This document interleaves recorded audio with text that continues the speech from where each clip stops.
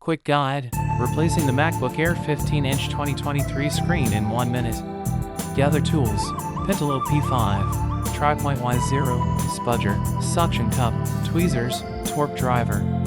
Power down, unplug, and ground yourself with an anti-static wrist strap before starting. Remove the lower case screws using P5 and keep screws sorted by length. Use the suction cup and spudger to gently lift the case without flexing the chassis. Locate and disconnect the battery connector first to avoid shorting components. Unscrew the hinge bracket screws in note positions, torque specification later applied.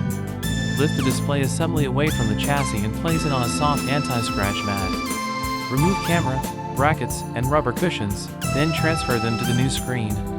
Reconnect display data and camera cables to the new screen, ensuring connector alignment. Reconnect the battery, then torque the hinge screws to 1.2 Nm and keyboard screws to 0.6. Power on, check brightness, camera, and hinge motion. If all good, reassemble and document steps.